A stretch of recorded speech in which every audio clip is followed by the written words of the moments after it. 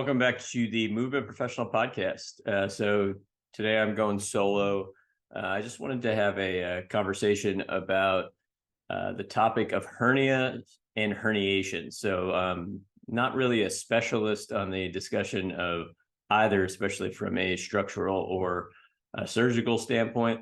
But the intention of this conversation will be to try to show some common threads in the idea about when you hear the term hernia, when you hear the term herniation, what does that mean in the body from a very broad sense, and what can be done about it from a non-surgical point of view. I will discuss some of the ideas about surgery, when to get surgery, but again, not my area of expertise. What I do see quite a bit and have worked with over the years is the diagnosis of hernias and herniation, especially in the intervertebral discs. And there's a lot of misconceptions around what these terms mean and what to do about them. So I wanted to kind of have this be a broad conversation. And I think that's one of the useful things when we're looking at what you can get out of a movement professional is not necessarily to understand a diagnosis very specifically, but to get some diagnoses that are out there and see what are some of the common threads of how to use your body and how to change the use of your body to prevent some of these forces that can lead to painful diagnoses over time. I think that's quite useful. And I've certainly learned that over the years, that the more specific we get with diagnoses, sometimes we lose what to do about it. It only becomes about surgery. We're missing basically the forest from the trees, where we're not seeing what we could be doing to help ourselves along the way and how certain diagnoses connect. So something like low back pain and hernias could be actually very closely related from what to do about it. So hopefully that is clear by the end of this conversation. All right, so what are hernias or herniations? So some definitions. So broadly, to herniate is to protrude through an abnormal bodily opening. So that's just broadly the term there. We'll talk about different types of herniations and hernias, but anytime you hear that term, that's basically what's happening, is something is protruding through an abnormal body opening. The hernia would be just basically the noun that it occurs when part of your insides bulge through an opening or weakness in the muscle or tissue that contain it. And again, we'll talk about different areas that this happens in the body, but I think that's important when you hear that term. It's just a way to say that something is protruding or bulging through an opening or weakness. So the different types we'll talk about are, number one, the herniated nucleus pulposus, which is just the infamous herniated disc within the spine, usually the lumbar spine, but also the cervical spine. Very rarely do you see it in the thoracic spine. Then we'll talk about inguinal hernias, which are a type of abdominal hernia, but more in the groin region, very common. Different types of abdominal hernias, sports hernia, which is not really a hernia, but we'll talk about the difference there, and then hiatal hernias. All right, so the herniated nucleus pulposus, or the herniated intervertebral disc.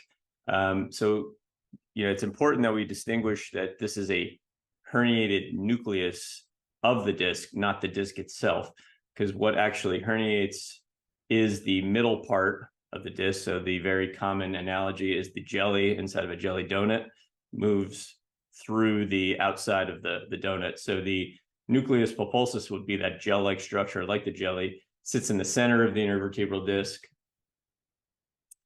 and accounts for much of the strength and flexibility of the spine. So it allows for the flexibility of the spine. As we lose that as we age, so we get a little less flexibility in the spine naturally.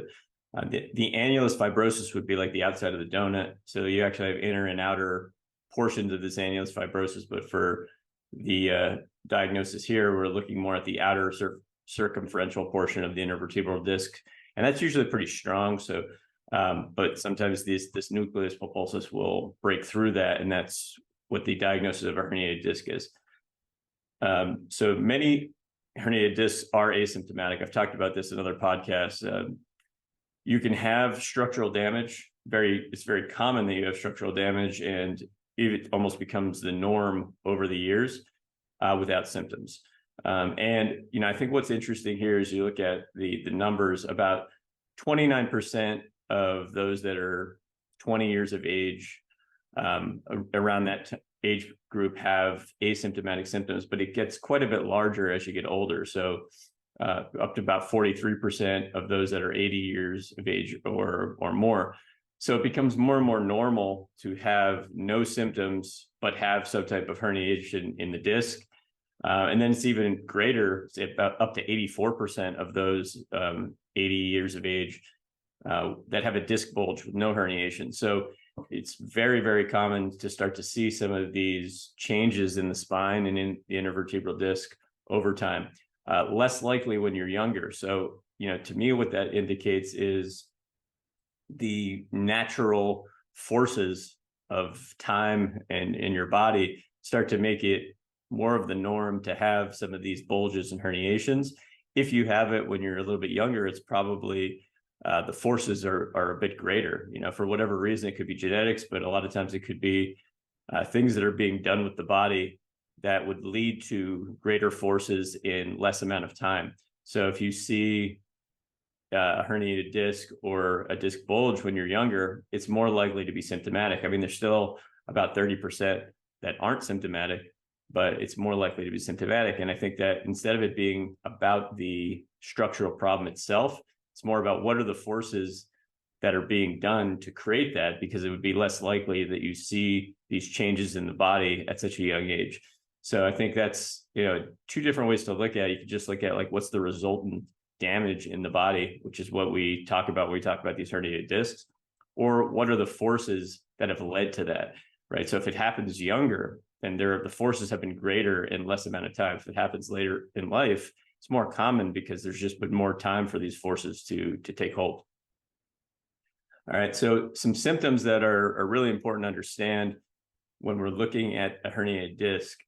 You can have back pain, certainly, but if you have a herniated disc and you have only back pain, it's much less sinister, and it's not the typical problematic symptoms that we're looking at and trying to make some decisions whether you need this to be surgically repaired or not. So the symptoms that would be very common in a herniated disc that you have to be more cautious with would be when they're radicular, which usually means that the symptoms are moving either down the leg when it's a lumbar disc or down the arm with a cervical disc in a nerve root distribution. So there are very specific nerve root distributions depending on what nerve root. So if you, in the lumbar spine, for instance, you have lumbar level 1, 2, 3, 4, and 5. So you have nerve roots coming out between those different levels, and all those nerve roots have different distributions. Very common, you'll see L4, L5, or between L5 and the sacrum, L5, S1. And some of these distributions, you'll get some pain down into the big toe, or you'll get some pain down into the heel. Depending on how that moves, that could tell you that, all right, there's a nerve root that's involved there. So the disc might be touching upon that or creating pressure and irritation. So usually the pain is from irritation, from inflammation. But some of the other symptoms, when things actually get worse, you tend to get less pain. So if you start to lose muscular sensation or muscular strength in some of the areas that are connected to the nerve root going down the lower limb or the upper limb, that becomes actually much more sinister and much more of an emergency situation, but oftentimes the pain will be less. So the pain is going to be greatest when there's the most irritation of the nerve, but not necessarily when there's the most damage of the nerve. So that's really important to understand, because a lot of times people will have their first symptom will be pain, and it could be very, very extreme pain, debilitating pain. But the pain, again, does not indicate how bad the damage is. So a lot of times the early onset of the symptom is irritation of the nerve root, which is just absolutely debilitating pain. But once that irritation subsides, you're not left with any muscle weakness or changes in reflexes or neurological symptoms. And then you can, it sort of resolves. You can kind of live your normal life again. But the intensity of the symptoms are so great that it feels like something is really, really wrong and something really needs to be done. But when you really start to notice something like a foot drop, which is you're walking and you can no longer go through the normal walking pattern without your foot slapping on the ground, which is pretty common in L4, L5 herniations, where the nerve root's pretty encroached, or it has been for a long period of time. That's something that you often have to think about some structural change happening, maybe surgically. All right, so generally, we'll talk a little bit about what to do, about what pressures we want to make sure that we're balancing out when we're talking about herniated discs. But I just wanted to put some of this information out there, and this would be the first herniation that we're going to discuss today. The next one would be the inguinal hernia, which is one of the more common hernias that you're seeing. Now, in this case, this hernia would be more of the contents of the abdomen, a lot of times the internal organs coming out through a weak area in the lower abdominal wall called the external inguinal ring. And then you tend to see this in men much more than women. But again, the incidence is quite a bit greater as you get older. So again, this becomes one of those things that you see, if it's happening a little bit younger, more likely to be symptomatic, more likely to be problematic, because the forces that created it were greater in less amount of time. But again, about 1/3 of these hernias are found to be asymptomatic or minimally symptomatic. So having a hernia of any type does not indicate that you're going to have pain. And then when you have pain in an area of the hernia, it does not mean that the hernia actually needs to go away for the pain to go away. So again, that's what we're going to be getting at today, is we have the actual structural anomaly of the hernia, but then we also have to look at what forces would make that worse, and could we reverse some of those forces to make it better, or at least to keep it there, to keep it asymptomatic. Some other abdominal hernias. An inguinal hernia is an abdominal hernia, but some less common abdominal hernias or ventral hernias are umbilical hernias, which is just hernia around the belly button. Get some epigastric ones, which is between the abdominal wall, between the umbilicus and the sternum. This Figelian hernia, which happens within the abdominal muscles around the Figelian fascia. You have incisional hernias, which are pretty common in areas that you might have had an incision in your abdomen. Could be recurrent after some type of hernia surgery. It actually reherniates through that incision. And then you have the lumbar flank abdominal hernia, which is more in the posterior lateral, kind of the rear side aspect of the abdominal wall. So you can see the incidence there. Inguinal hernias are about 80% of all abdominal hernias, but then you see incisional about 10%, umbilical 5%, epigastric 4%, and then the lumbar or flank or Figelian are about 1%. So sports hernia, a very common term that you hear. It's actually not a hernia at all, but it happens in the area of typically where you would see like an inguinal hernia. It's not a true hernia because there's nothing protruding in this case. There's really just irritated tendons or other soft tissue that attach to the pubic region, again, in that area that's close to the inguinal region. And this diagnosis is usually made in response to pain in this area, as opposed to there being any type of hernia that you can find, because it's not a hernia at all. So in this case, it is the pain that you feel first, and then the diagnosis is made in response to the pain. Usually this is pain from repetitive explosive cutting motions that you see in sport. Finally, hiatal hernias are a protrusion of the stomach through the hiatus of the diaphragm into the chest. So the hiatus is the small opening for the esophagus to pass through as it connects to the stomach. So the symptoms are usually heartburn as the stomach acid backs up into the esophagus. So the incidence here, about 15 to 20% in Western populations. There's 4 types. Type 1 is the most common, about 95%. And it's really just an intermittent migration of the gastrointestinal junction going into the mediastinum of the chest. So, there's just intermittent. It comes and goes.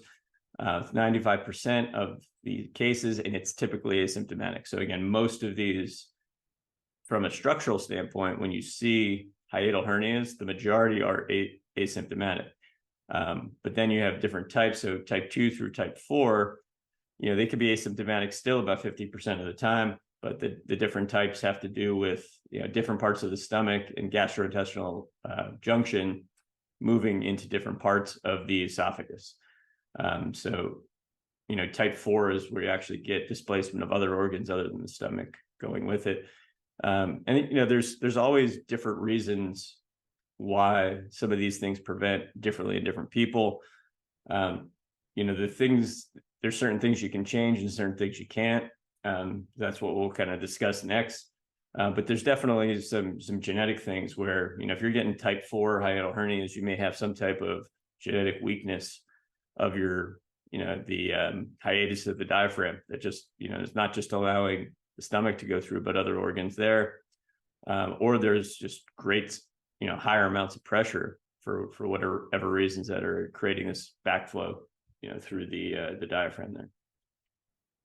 So general causes that you see with any type of hernia or herniations are you can have weakness in the muscles that act as barriers, or muscles or tissues. So, for whatever reason, congenitally, you might just have weakness in some abdominal wall areas, adductor muscle areas, diaphragm areas. You can either have some congenital structural weakness of the annulus of the intervertebral disc that make it more common for whatever the structure is to protrude through.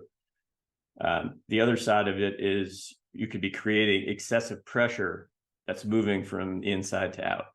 And that's really the major focus as a physical therapist and movement professional is how do we understand these pressures in the body and get people to reverse them or balance them out as much as possible. And also just understand the provocative actions where there is going to be excessive pressure moving, from outside to in or from inside to out, and how we can, reverse that with our treatment or at least balance it out. So for instance, a very common cause of hernias would be heavy lifting. But there are definitely ways to do heavy lifting where it actually can be somewhat preventative for these herniations. And typically that becomes just good programming. Like, be gradual with what you do, make sure your body's ready for it, but understand how to manipulate pressures in your body so that when, the pressures would be greatest, you're still able to maybe manage some of that pressure so it's not as aggressive in its movement from inside to out, but maybe we can control it and have pressure become more inward oriented, right? And that's going to be, tying into breath control, tying into where we disperse force through our body when we do different lifting activities.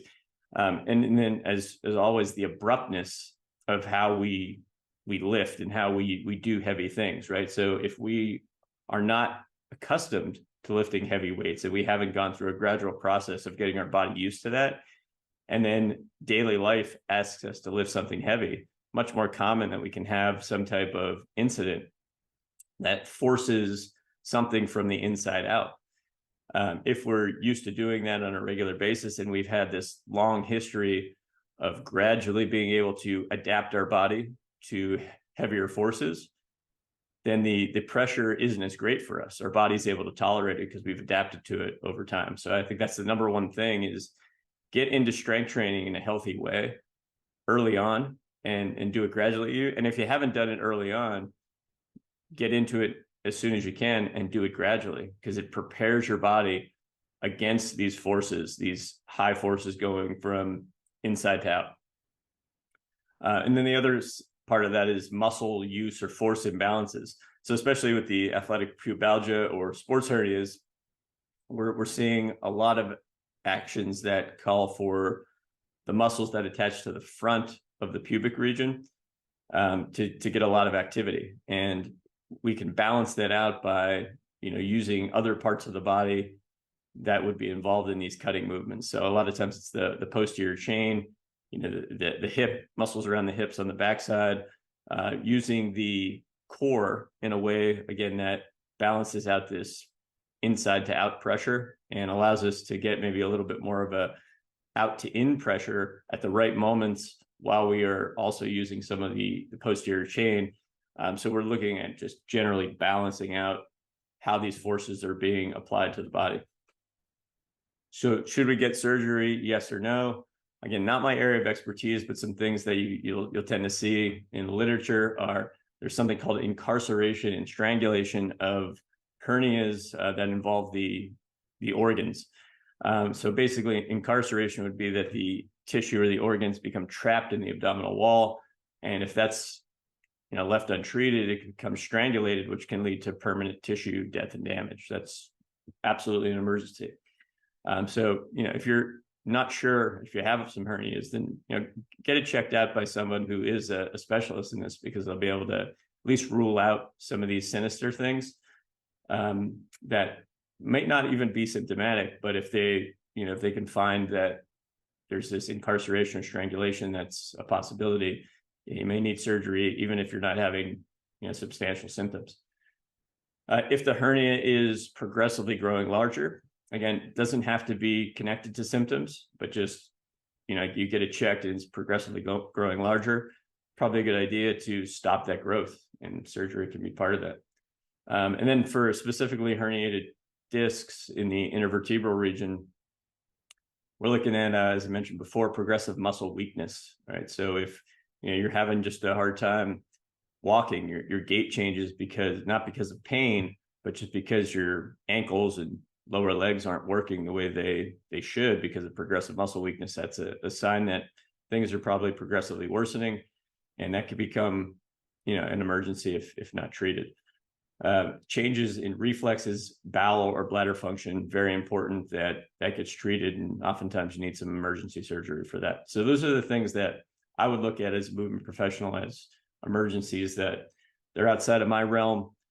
You want to have them see a surgeon. You usually get the imaging first, but those become the major issues. Again, pain is deceiving, because pain becomes the thing that probably affects your life the most, but gives you maybe the least information about how bad the herniations are. So again, a lot of times you just get some type of medication or time to allow irritation of a nerve to go down, and you're left in a pretty good situation as long as you're not getting these progressive muscle weaknesses or any changes in reflexes. So it's the non-painful symptoms that become the most sinister. Should you to not get surgery, and when I put no here, it doesn't mean it's an absolute no, but here are some things you could probably do some watchful waiting. If the hernia is reducible, which means it goes away with positional change or just can be pushed back in, probably don't need to rush to surgery. If it's not growing larger, staying about the same, and it's not very symptomatic, probably don't need to rush to surgery.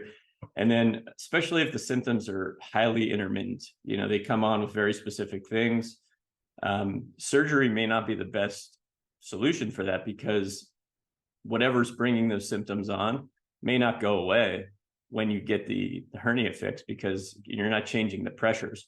So I think if the symptoms are very intermittent, then we have to understand what's the provocation, more than the actual herniation of the tissue, but what are the forces that are the provocation. So that becomes more important oftentimes, I think, in these situations. And even if you did get surgery, you'd still have to discuss these forces and try to change them. And I would say just pain should not be the only deciding factor at any point with surgery. So finally, non-surgical treatment, which is in the realm of what a movement professional does. Number one thing absolutely is breath control. Trying to understand how to coordinate an expansive inhalation and a compressive exhalation. So I'll put some videos in the show notes of exercises for this. I've written about this extensively. I've put this in both of my books. How we coordinate the breath really, really matters here, because that is this pressure control from the inside out. So generally, when we're inhaling, we want action to be expansive. We want the diaphragm to drop down, get wider, and create a pressure cascade that creates expansion throughout the body in a very even way if possible. We also want to know how to control and coordinate pressurization of our breath, right? So if we're doing heavy lifting, we're going to use an inhale to create intra-abdominal pressure, but then we might have to trap that intra-abdominal pressure during the hardest part of a movement, which would be a bit of a breath hold. But we want to really be able to turn that volume up just to what we need for the task at hand. We don't have to overdo it. And certainly when the task at hand does not call for high levels of pressurization, we want to know how to have low levels of pressurization. All right. And it's often something I see in the clinic is just people are doing more aerobic oriented exercises and holding their breath and breathing very inefficiently and creating almost paradoxical breathing patterns where they will be more expansive on the exhale. And that becomes certainly a provocation for the forces that would lead to hernias. If when you're exhaling and you're bearing down, you're moving pressure from the inside out, where typically what we want is when we're breathing out, we want to be more compressive in nature. So we're actually creating this outward pressure or taking this outward pressure that we created during the inhalation and then moving it more inside. So it would become more of an out to in pressure. And then we just, along the same lines, we want to limit high threshold pressurization to only necessary situations, right? So if we're lifting heavy, that should be a very short lived endeavor, right? So we're going to lift, one rep as heavy as we can. That should take no more than 5 seconds. That's when we can have a high threshold pressurization, but the rest of the time we want to go right back to a low pressurization system. We want to know the difference. We want to be able to switch that on, switch that off. So that becomes a huge part of the training process. There's definitely different exercises there. This can become a little bit frustrating for some people because when we mention changing the breath, it almost becomes like condescending, or it's like, yeah, I know how to breathe. I breathe all the time. Well, it's like, yeah, there's different ways to breathe, right? So it's not about knowing how to breathe. It's about changing the breath to meet the situation. And there's nothing more important from my perspective on dealing with these forces that would lead to hernias and herniations than controlling the breath. And then along those lines, we've got to balance out bodily forces. So, if we understand the common provocations of this outward pressure, this pressure that's moving from in to out, we can, appreciate when are we doing activities that we're bearing down a lot. We're cutting, twisting, forward bending, at high velocities or for under heavier loads or for long duration. So something with herniated discs in the lumbar spine, especially loaded spinal flexion, could just be not under heavy loads, but just sitting for long periods of time. Very, very common to provoke symptoms of herniation. So we have to just know how to be varied in our loads to the body. And the number one question that you have for somebody if a hernia or herniation is symptomatic is, when does it come on? With what? What's bringing it on? So if they're able to articulate that and it becomes something like, yeah, it's when I sit for a long period of time, then we have to have a program for varying up that sitting. And then we use the symptoms as our guide to say, what direction is best to go. A lot of times with herniated discs, especially in the lumbar spine, things that are moving us more towards extension at the hips and the lumbar spine create an opposite pressure. Most of the time, the lumbar disc will herniate backwards and to the side just because of the bony structure of the vertebrae. That's where the holes are. That's where the nerve roots are. They come out the back and the side. So the force of, if you think about stepping on the front of a jelly donut, moves the jelly out the back. So high velocities or high repetitions of forward flexion create this wedging effect on the front of the disc, which moves the disc nucleus backward and laterally. So understanding that could be a possible mechanism, the opposite type motions going towards extension and going in, especially in the hips as well, is just can be a nice balance to what tends to create some of these symptoms. And then some other things that are, I think, very commonly need to be worked on is strengthening of the posterior chain during the actions that can be provocative. So especially with athletic pubalgia or sports hernias, we want to understand these cutting motions, these twisting motions. We want to put people in the positions that might be provocative, but slow it down, maybe have it be even static, and try to get people to shift their weight in a way that maybe gets the posterior chain, the back hip muscles involved with the front muscles that are attaching to the pubic area, teaching people how to breathe while they would be, loading a movement, and then while they might be propelling out of a movement, so that, the loading tends to correspond more with an expansive inhale. The propulsion tends to correspond to more of a compressive exhale. So timing the breath to different parts of these movements while we slow it down in the clinic, but then eventually we progress it and speed it up so that it's more of a natural response to how we're controlling the breath with these higher level movements. Greater excursion of the exhale is probably one of the most important things to train, usually outside of the specific athletic movement that you'd be doing, but just being able to take longer exhales and have that feel like it's coming from a peaking of the diaphragm. So on the inhalation, the diaphragm is getting wider, the middle of it is dropping down. So the longer one can exhale in an even way, it allows for more of an excursion of the middle of the diaphragm back up into a peaking direction. And I think that oftentimes becomes really important. It can be difficult even for people that are quite fit. And then again, lumbar extension, hip extension, we talked about, to decrease the front to backward intervertebral disc pressure. And then finally, multi-directional hip mobility. Again, this is so valuable for so many things. And if you look at this non-surgical treatment here, this is important for almost every diagnosis that you'll see in an orthopedic or musculoskeletal realm. Is that we got to control these breath pressures, help balance the bodily forces. Multi-directional hip mobility is one of the best ways to do that, especially around the pelvis in the areas where hernias are very common, because it gives the hips more option for movement. So it decreases the pressure that might build up in very specific directions. So again, this conversation here is a general idea of when you hear the word hernia, it can be very scary. And there's all different diagnoses that are very specific to what tissue is being herniated. But the treatment from a non-surgical perspective can be very general, and it could be something your body needs anyway.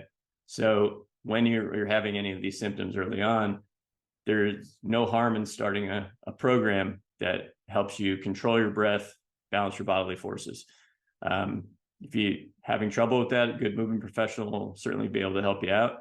But it can, I think, help you not get too wrapped up in the fright of the diagnosis of hernia, or it's like, okay, yeah, this is just another force or another presentation of the forces in my body that I can control. So hopefully that's useful. If you have any questions, if you have any more specific questions on this topic, please feel free to reach out and we could do another podcast about it. I'll see you next time.